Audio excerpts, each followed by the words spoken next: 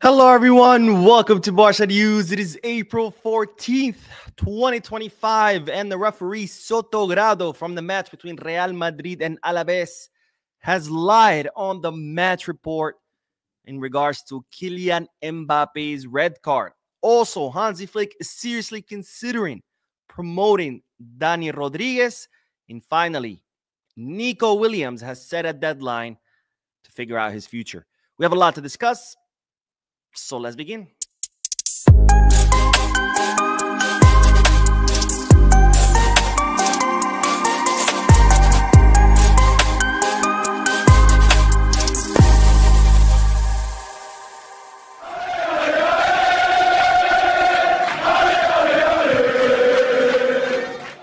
Hello, everyone. Welcome to the channel. My name is Mo, and this is the Barca News live podcast, which is on every Mondays, Wednesdays, and Fridays, where we discuss Barcelona news, where I also get to interact with you lovely people in the chat section by reading your comments, answering your questions, and getting a discussion going.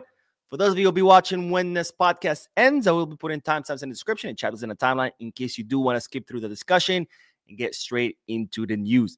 Having said all that, make sure to hit the like button, subscribe to the channel, drop a comment. If you are looking for any Barcelona jerseys or merchandise, make sure to Goal Kits, Get Bag, or Fanatics. If you are looking to place any sports bets, make sure to bet us. All links are down below in the description. You click on them, you get access to some pretty cool deals and offers. All right, let's begin with the news because, ladies and gentlemen, we are only hours away, less than 24 hours away from playing the second leg of the quarterfinals in the Champions League against Dortmund, where Barcelona currently leads the tie 4-0.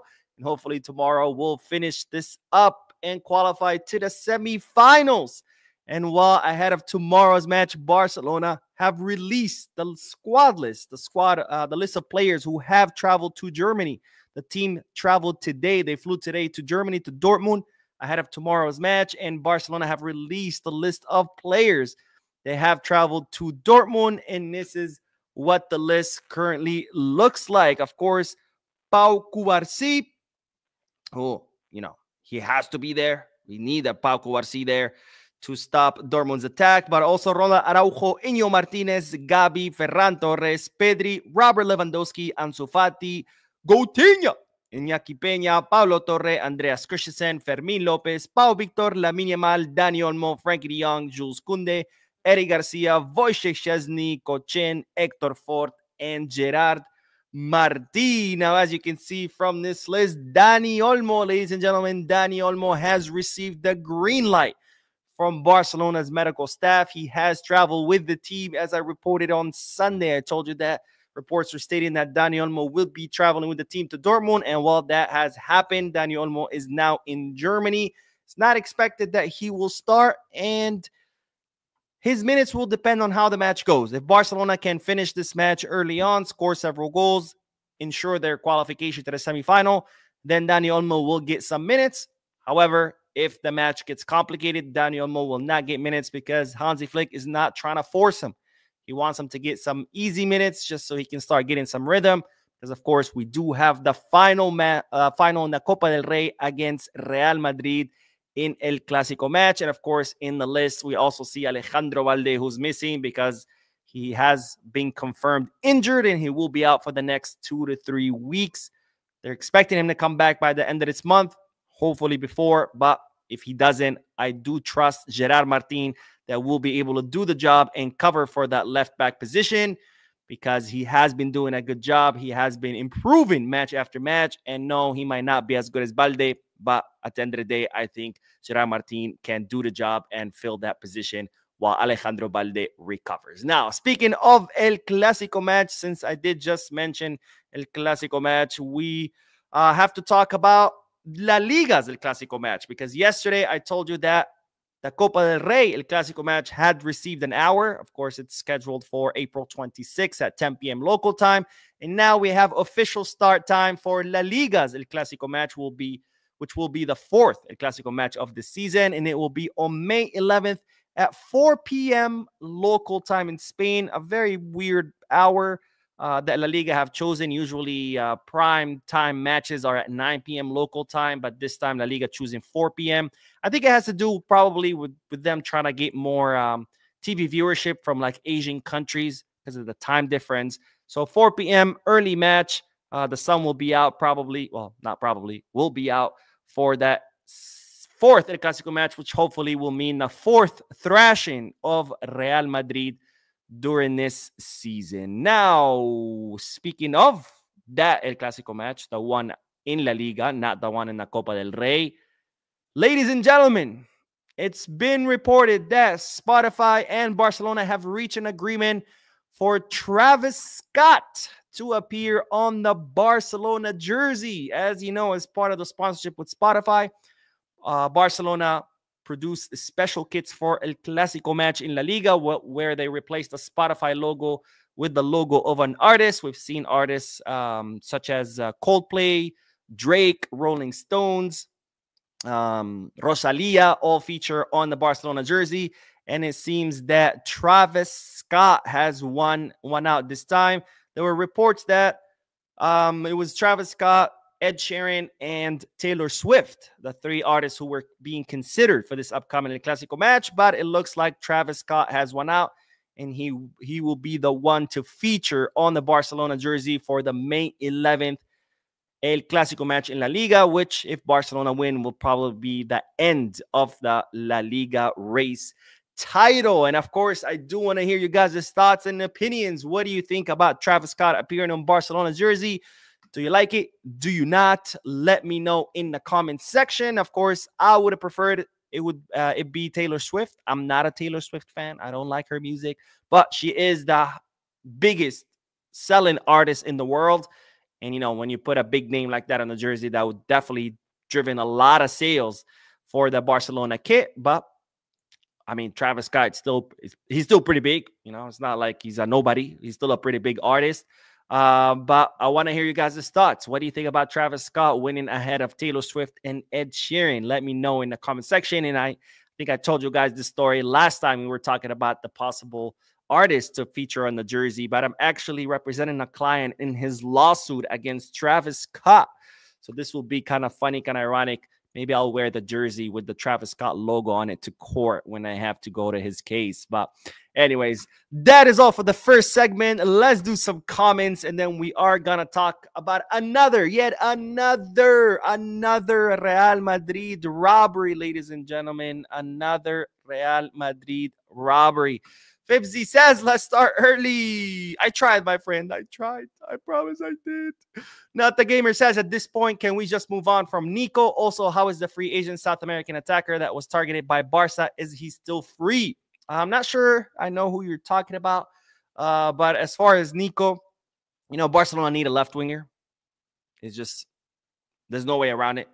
Yes, we have Rafinha, who's doing absolutely amazing on the left, but we need a winger who can dribble and who can unlock low block defenses with his dribbling. And right now, we don't have that. Right now, we only have Lamine Yamal, who can do that on the right. And don't get me wrong, he does it magnificently well.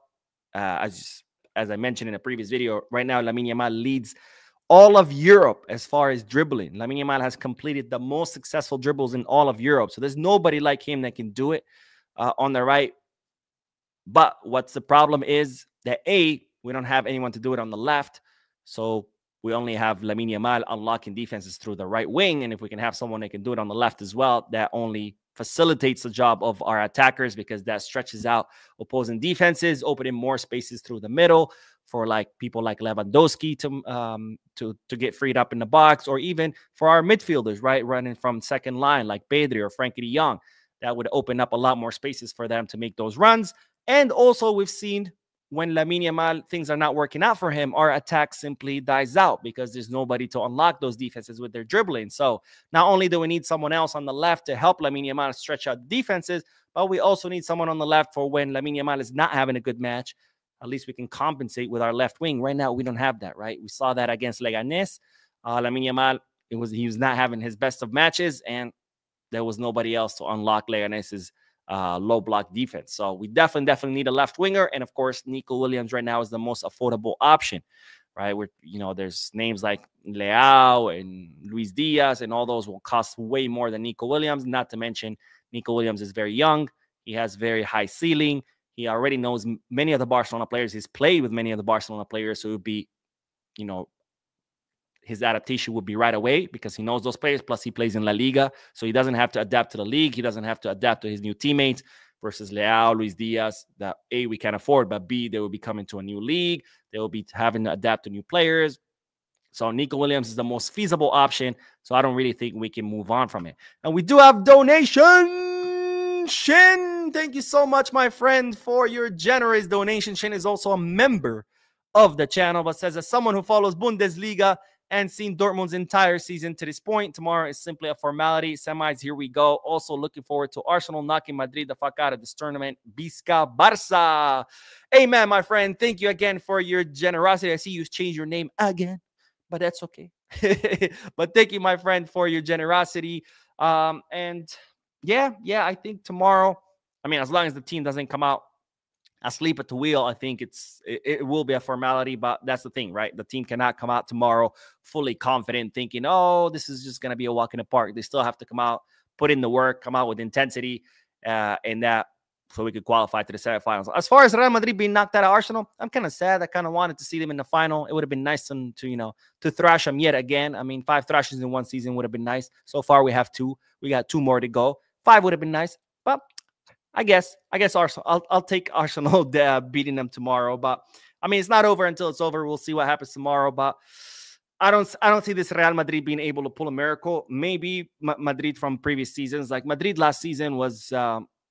They were playing the same awful football that they are this season, but at least you kind of saw the spark in the players. You saw that they had that mentality, that spirit where they still played like shit, but they were still able to win because they had that fight in them, right? They had that spirit, that grit, and that they would still be able to pull wins, right? They won the Champions League, but every opponent they faced, their opponent played a million times better than them. But this season, I don't see it. I mean, this season, Real Madrid is still playing the same shit football as last season. But this time, I don't see that spirit, that fighting mentality. I just see players who are exhausted physically and exhausted mentally, players with no intensity, players who don't even seem like they have the desire to be on the field. So I don't see Real Madrid pulling the miracle tomorrow. But again, it's not over until it's over. They are playing at home. It's only 3 goals. I mean, it sounds like a lot, but to a team like Real Madrid, who's used to coming from behind, it might not be that much. But again, I don't see it happening just because I just don't see it. The players are completely exhausted mentally and physically, and I just don't see the fighting spirit in them. But thank you again. Thank you for your donation. And Baby's Comeback says, what's up, Mo? Would you rest Yamal showing fatigue? I would. Maybe not from the beginning. I would maybe start him and then rest him, or at least... The problem is you rest Yamal and who you put in his place, Ferran. And I don't trust Ferran on the wings. We've seen that Ferran is a great sub, but he's a better sub playing as a false 9 or in the place of Lewy. But every time he's come off either the bench or has started in the wings, I just don't trust him. But I would rest Lamine. I think Rafinha could play. He had a two-match rest after the winter international break. So yeah, I would, but not the full match. Maybe either have him start and then sub him off, or maybe have him come in the last 30 minutes, or maybe you start him on the bench, and if the match doesn't get complicated, maybe you keep him off the bench. You keep him on the bench the whole match. But the problem is, do I trust Ferran in the place of Lamine? That's difficult. But we'll see. Anyways, let's get back to the news because we do have to talk about yet another Real Madrid scandal. It's been one after another. Every single match that Real Madrid plays there has been controversy, and this time there was another controversy, which came in the form of Kylian Mbappe's red card, which of course was a very well-deserved red card. So that's not the controversy. The controversy came after, which was in the refereeing report, where Sotogrado. Yes, Sotogrado. Are you surprised at all? I'm not. Sotogrado pretty much lied on the report because he wrote that Kylian Mbappe received a red card because he was trying to dispute the ball or fight for the ball and ends up, fouling the other opponent with excessive force. Now, I want you to see the replay of this red card in case you haven't seen it. And you tell me if Kylian Mbappe was truly disputing the ball, because to me, it doesn't look like he's disputing the ball. But here is the red card. There's the ball. You're going to see Kylian Mbappe coming here from the right. Does that look like someone who is going for the ball? Because I don't see it. Let's see it again. Look where the ball is. And look where Mbappe is. Plus, watch the hop. Watch the little hop that he does. That's not someone who's going for the ball.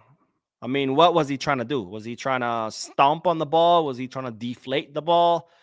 Was he trying to, like, that's not someone who's going for the ball. I'm sorry, but he comes running, he hops, and that's a straight up karate chop kick. Nowhere near the ball. Studs up. Calf level. And he's not even looking at the ball. He's looking at the leg. I mean, I have to watch this so many times because this is next level disgusting. I mean, this is clearly a player, Mbappe, who's trying to hurt someone else. There's nowhere in hell you tell me that Mbappe was going for the ball. Because had he landed on the ball, he would have stepped on it and he would have fell. That's not someone who's trying to intercept the pass. That's someone who's trying to hurt someone else. And we're very, very lucky that the Alaves player's leg did not break, because this is the kind of career-ending injuries, which we have seen before. More famously, Figo, he did that to a player from Real Sociedad.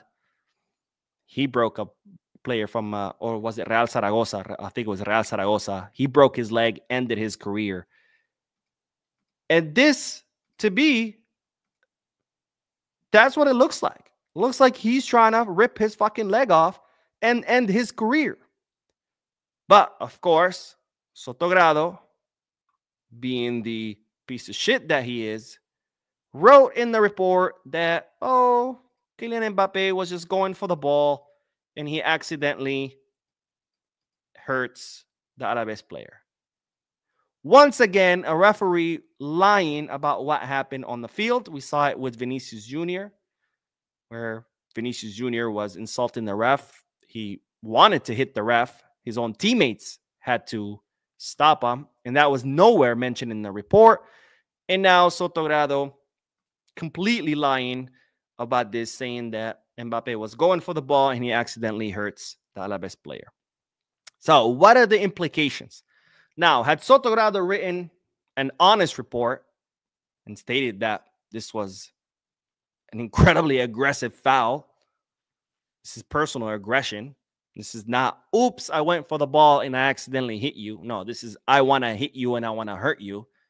That would mean a 5-match ban. But what would that mean? The 5-match ban. That means Kylian Mbappe missing the final against Barcelona in the Copa del Rey. And God forbid Madrid goes to the final without Mbappe, which, I mean, it's not going to make any difference. He was there for the 0-4. He was there for the 2-5.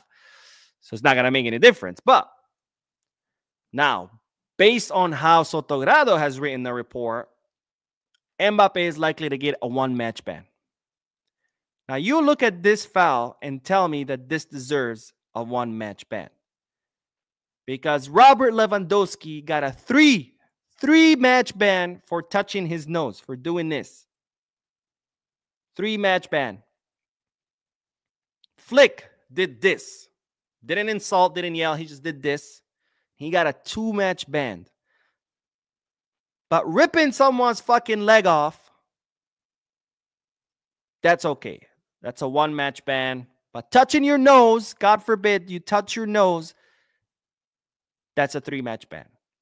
Because touching your nose is way worse than almost breaking someone's leg. I mean, we are reaching a new level of ridiculousness in this league. But Negreira, right? Don't forget Negreira. Anyways, absolutely disgusting behavior by Kylian Mbappe. And disgusting behavior by Sotorado, who at this point doesn't really surprise me because Sotorado has always done this kind of shit in the past. But anyways, let's get back to the comment section, and then we are gonna talk about Dani Rodriguez. Let's see, where did we leave off? MTZ says Hala Madrid. My friend, you misspelled Haha Madrid. The L is, there's an H in the place of L. Because honestly, like, not because I'm a Barca fan, but it is Haha Madrid. I mean, what the fuck are you guys even doing right now? I mean, you were already playing shit football before, but at least you were getting results. Now you can't even get results. Now you had to use the referee to help you beat Leganés and all other clubs. So, and you're still struggling, even with the referee's help. Not a funny guy says, good day, Mo. Hope you're doing well. Thank you, my friend. I hope you're doing well. Jonoy. Yeah. Says, hey, Mo, what's your prediction on the match tomorrow? I don't like to do predictions because I don't like to jinx him. But I want to say maybe a 3-1. Well, I guess 1-3 since Dortmund are playing at home. So Dortmund 1, Barcelona 3. Because I think Dortmund will score at least one goal tomorrow just because they are playing at home. It's a very complicated stadium. The fans are always, big boost for them. So I think they'll score a goal. So, yeah, I want to say 1-3. Let's see. Abu Mansarai says, we need to buy Nico Williams for sure, bro. I hope so. We definitely need a left winger. And Preston says, I believe if Nico Williams and Yamal really come together in Barcelona under Hansi Flick, they would do amazing together. With Julian Alvarez as a striker, we would do great. Yeah, Julian Alvarez is not coming. I've seen this comment a lot. Atletico Madrid did not just shell out huge amounts of money on a player just so they can get rid of him the following season, especially a player that just became their best player. Like Julian Alvarez is not coming. Now, if it says, Mo, greetings. Can't wait to see Dani playing in the first team. He is actually amazing. We'll talk about Dani in a little bit. Zach Urban says Real Madrid will play an emotional motivational video to the players before the Arsenal game. Yeah, I don't think motivational videos can help them at this point because, I mean, it's just shit football. It's trash football. That's what they're playing. It's funny because Real Madrid is actually, they're going through what we went through, where Barcelona, not last season, but the season before, 2022, 2023, where we won La Liga. We played trash football all season, right? Very slow, sluggish, highly predictable football, where we were barely beating teams by like 1 goal difference, right? 1-0. I think it was the record for the most 1 goal difference wins in a season. And I said it during that season, right? I'm like, this is not sustainable. You cannot play trash football like this all the time because eventually it's going to catch up to you, right? Teams like Barcelona, Madrid, they could end up winning trophies by playing trash football because they have the players, right? They have the quality. They have some of the best players in the world. And sometimes you just get lucky, right? And I said, we can't keep playing like this because this is not sustainable. Now, what happens is we win La Liga.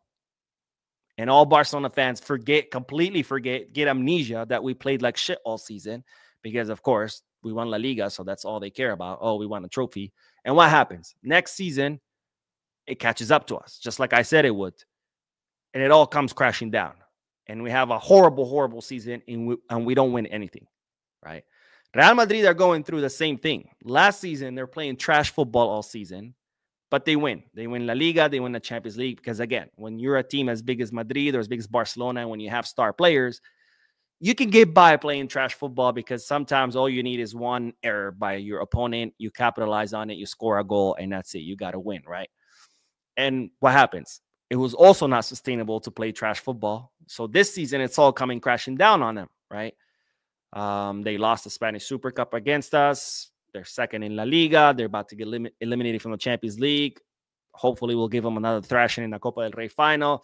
So it's like the same thing is happening. And it's funny because the fans are reacting the same way, right? Last season, when we were horse shit, everybody was like, oh, the players are not running. Their players are not running. And they all made it about fitness. And it's like, guys, this is not about fitness. It's not about running. This is not track and field. It's not about who runs the most that wins matches. It's about who plays better, right? But, that's the easy excuse, right? It's much easier to say, oh, the players are not running versus trying to actually tactically analyze what's going on the field. And now the Real Madrid fans are saying the same thing. After Madrid got thrashed by Arsenal, they were all like, oh, these players are not running. It's like, dude, it has nothing to do with running. They're not playing anything. They're playing shit football. That's why they got thrashed. Because you can win things and you can get by for sometimes playing shit football, but eventually he's going to catch up with you. And that's what happened with us. But for some reason, Barca fans are failing to see that because it's much easier to point fingers, right? Much easier to say, oh, look, it's happening to Real Madrid, but they forget that we went through the same thing. But they want to be like, oh, Xavi's great because he won a La Liga title. Yeah, but how did he win it? Like by playing shit, which eventually caught up with us. But anyways, Baby's come back with the second donation. Says, after Flick, who would you like to have as a coach? Ooh, I don't even want to think down that far. I mean, Flick just arrived. It's not even his first season. I think we have to worry about, trying to finish the season first and hopefully win trophies. And then after that, Flick has another year. And then they're talking about Barcelona renewing him for another 1+1. So potentially he could be here until 2027, maybe 2028. So it's way too early to be talking about other coaches. But I think someone to watch is Giuliano Belletti. Giuliano Belletti in Juvenil A is doing an amazing job. He just won the league. He just won the Copa del Rey. He's in the semifinals of the Youth Champions League. I mean, he's doing amazing. So I think that's someone to watch. I think next season he should be promoted to Barca Athletic and see how he does with them. And if he continues to improve, maybe he can be a candidate. But right now, it's too early to be talking about next coach. But anyways, let's do the next bit of news since we did just mention Hansi Flick, because ladies and gentlemen, Hansi Flick is seriously considering promoting Dani Rodriguez to the first team for the upcoming season. Now, you've heard me talk about Dani Rodriguez in the past here on the channel. He's a 19-year-old left winger who currently plays for Barca Athletic. He arrived in Barcelona back in 2014 from Real Sociedad. So he's been at the academy now for 11 years. He is Basque. So he came up, he started in Real Sociedad Academy, came to Barcelona in 2014. He was very close to leaving this past summer. His contract was up, and both Real Sociedad and Athletic Club de Bilbao were trying to sign him because, they have a policy of only signing Basque players. And since Dani Rodriguez is Basque, they were trying to take him as a free agent. And then during the final moments, Dani Rodriguez decided to renew, and he decided to stay with Barcelona, renewing until 2027. Of course, Dani Rodriguez's agent is Pini Zahavi, who's a very close friend of Laporta. He's the agent of Hansi Flick. He's also the agent of Robert Lewandowski. And Dani Rodriguez ended up renewing. Now, Flick has been watching Dani Rodriguez for quite some time. Before even Flick came as a Barca coach, when Barcelona were considering hiring him, he not only did a full study of the first team, he watched the matches, analyzed it, but he also did a study of the academy, of the lower teams, right? Barca Athletic, Juvenil A, kind of trying to see what young players are there. And even when Flick arrived in Barcelona, he still continued to monitor the lower teams, going to their matches. And he's been watching Dani Rodriguez for quite some time. And it's reported that Flick is a big fan of Dani Rodriguez. He likes him for his speed, his pace, his dribbling ability, his goal scoring ability, and of course, his versatility, because Dani Rodriguez can play on the left wing. He can also play as a false nine, and he can even play as a midfielder, as an interior. So Flick is very impressed by this youngster, by this 19-year-old, and as such, Flick is seriously considering promoting him to the first team for the upcoming season. Now, Dani Rodriguez has not had a good season this season because he's had a lot of injuries. He's only played 325 minutes. That's it. However, in those 325 minutes, he has scored 3 goals and provided 3 assists. So that's 1 goal and 1 assist every 100 minutes, which just goes to show the potential that this youngster has, which again, Flick would like to see in the first team. Now, I do want to do, I think, a reaction video to Dani Rodriguez, since Flick is now considering promoting him, because he could potentially become, if he succeeds in the first team, he can potentially become the starting left winger. Why not, right? If he can dribble on the left, you can have Lamine on the right, and Nico Williams does not end up coming, he could potentially be a good alternative to Nico Williams, right? So I'm thinking I'm going to do a reaction video, highlights of Dani Rodriguez after I finish the podcast. Let me know you guys' thoughts about Dani Rodriguez and whether I should do the video or not.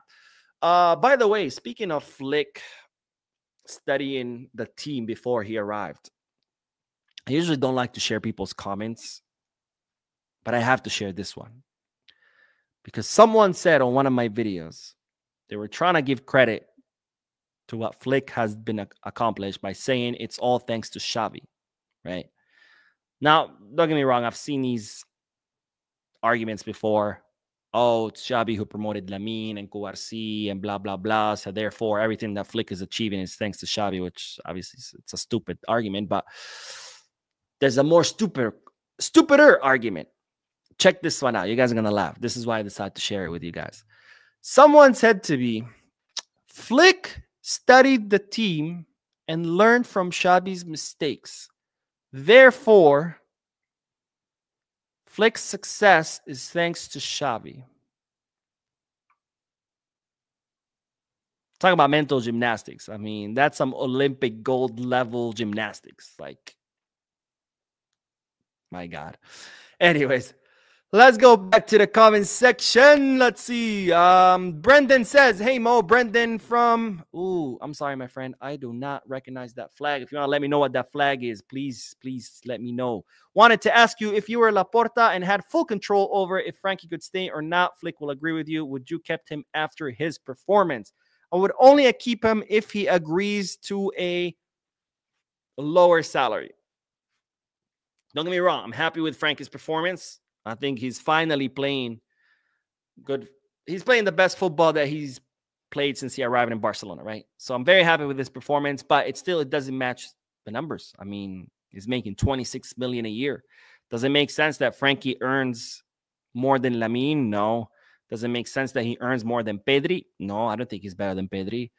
Does it make sense that he's earning more than Rafinha? Again, I don't think Rafinha is more talented than Frankie, but he's definitely outperforming him. Does it make sense that Frankie's making more than Pau Kouarsi?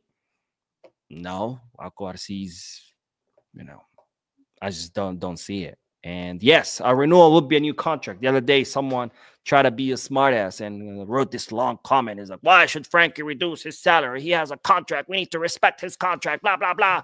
You're an attorney. You should know about contracts. I'm like, a contract renewal means a new contract, my friend. What the hell are you talking about honoring his contract? We're talking about a whole new contract with new terms, with new salary. The funny thing is he was trying to be so smug about it. He was like, oh, you're an attorney. You should know. Well, apparently I do, because a renewal is a new fucking contract. You can agree to whatever the fuck you want under a new contract. Not the Gamer says, thoughts on Sergi Dominguez playing right back and the striker on loan from Las Palmas. Barca Athletic getting better and better. Yeah, Barca Athletic are finally bouncing back. Thank God. The last thing we need is for Barca Athletic to go down to 4th division, which is no longer considered professional.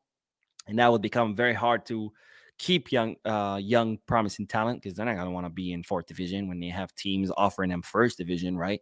Right now, they accept staying in 3rd division over 1st division in other clubs because this is Barca. So they rather be in 3rd division Barca than in 1st division, I don't know, Porto, right? But if they get down to 4th, now it's definitely difficult to try to convince someone to stay in 4th division versus 1st division, even if it's a smaller club. And that also goes for recruiting, right? It's going to be a lot more difficult to recruit youngsters and tell them, oh, hey, come play in 4th division. So Raul says, we definitely need to go for Nico. We need a winger like Yamal, but on the left, we need to have the firepower on both flanks. Rafinha can dribble. He's more suited for Cam. Yeah, definitely we needed more dribbling on the left. And my man Klaus says, Lamine and Nico on the wings can be incredible under Flick. I agree, 100%. And Mino says, hey, Mo, Barca have been winning many fouls and corners, but they have rarely converted them to goals. Is it high time that Barca coach Steph focus more on set pieces? I don't think that's Flick's style, set pieces. I mean, it's not rare that most teams have an incredible amount of numbers of fouls and corners and only convert a very small percentage. It's very difficult to convert set pieces because they're set, right? the other team is expecting it. They have a wall. All the defenders are paying attention. The goalkeeper is paying attention.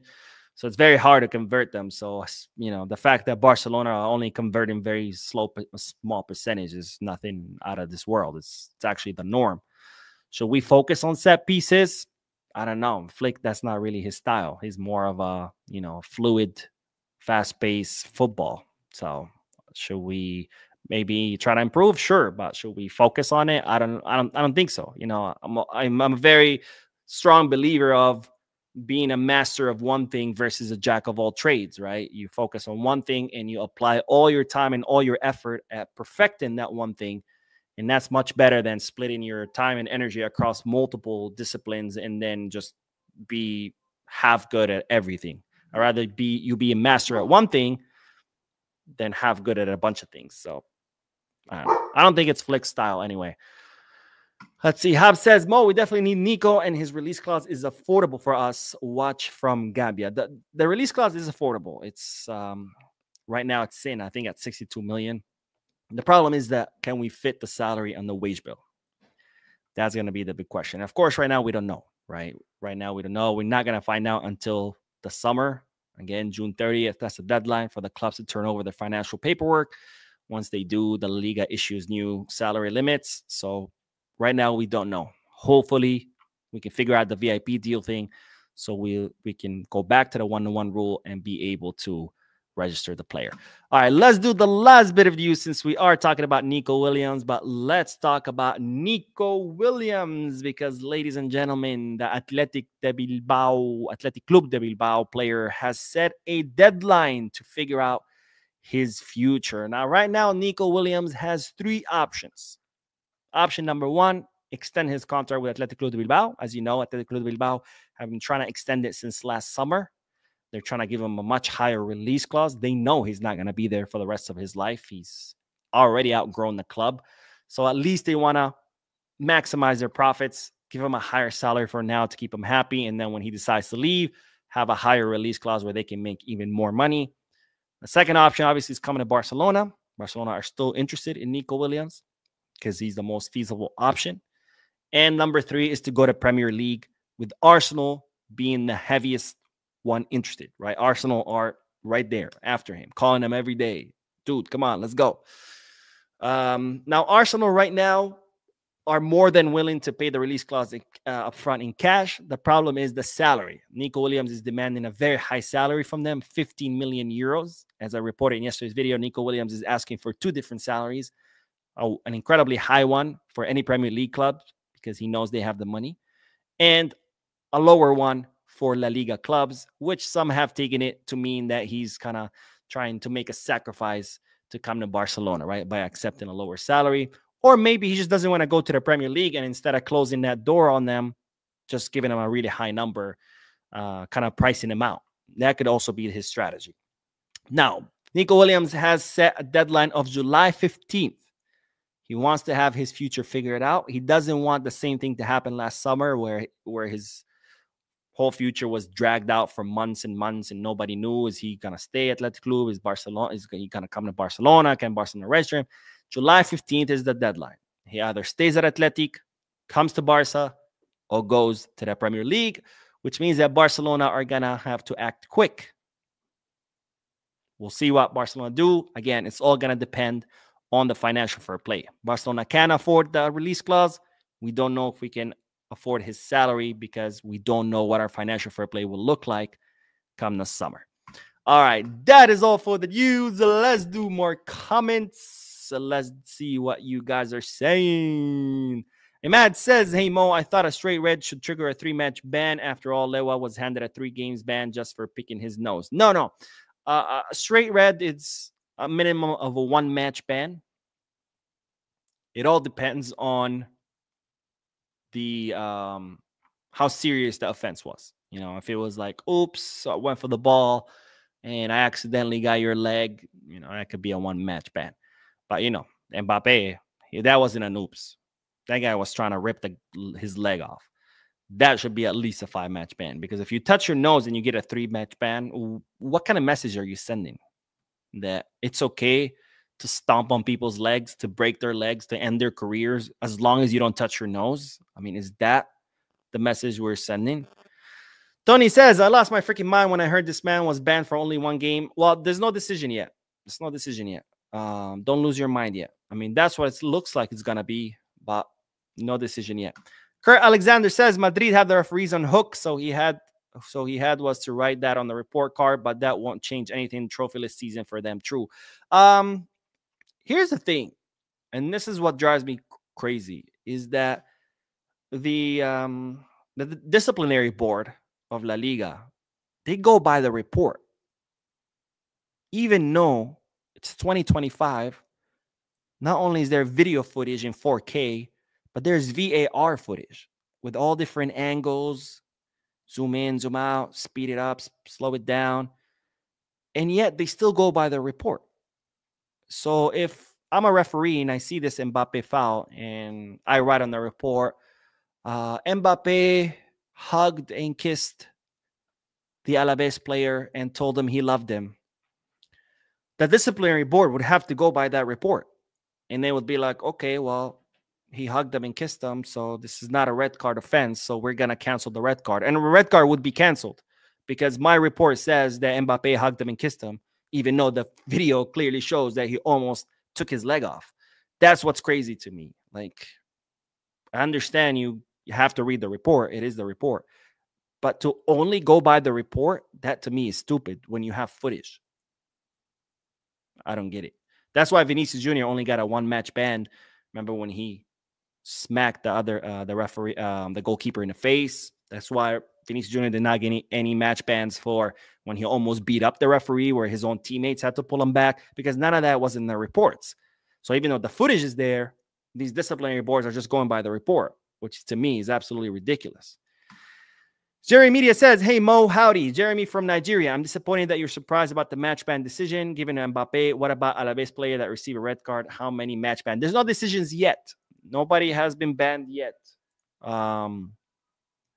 So let's just wait.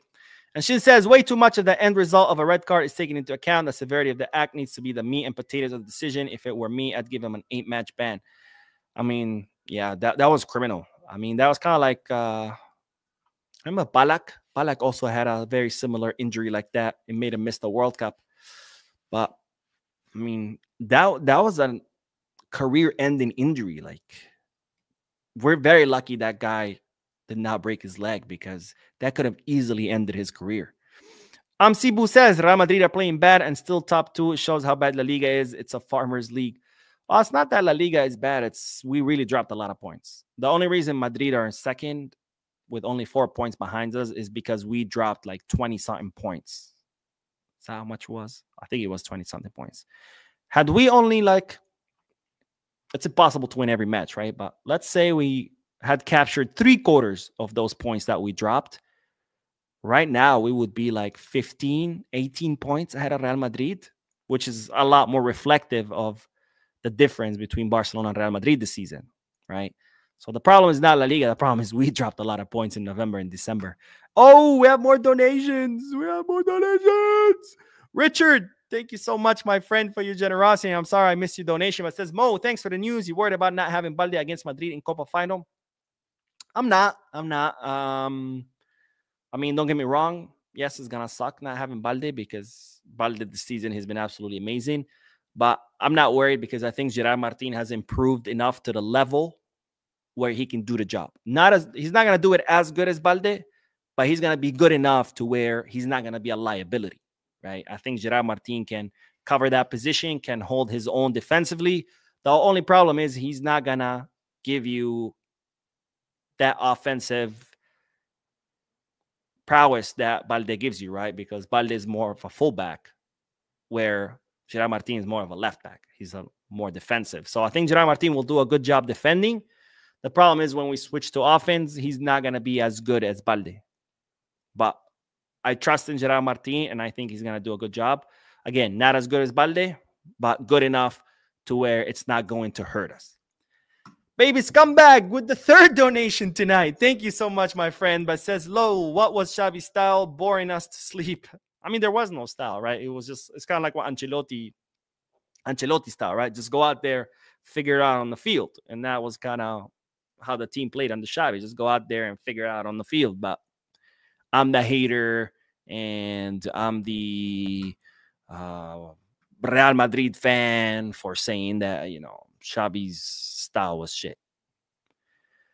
Yo, Seb says, Dani Rodriguez is promising and all, but I think it's time we bring a left winger that is great at cutting into the right foot and getting a shot off. We'd have 2 left wingers who are left-footed. Fair point. Fair point. And Shin says, oh boy, let all the Xavi snowflakes come out of the woodwork. It's kind of sunny today, so they might melt. John says, hey, Mo, how are you doing? Thanks for the good work you're doing by always updating us with Barca news. Please, guys, hit the like button, share, and subscribe. Yes, guys, please hit the like button, subscribe. It really, really helps the channel grow, especially the like button. The more likes the video gets, the more YouTube shares it to people who've never seen the channel. So please, please. Java the Hut says, I know that somehow Real Madrid will beat Arsenal.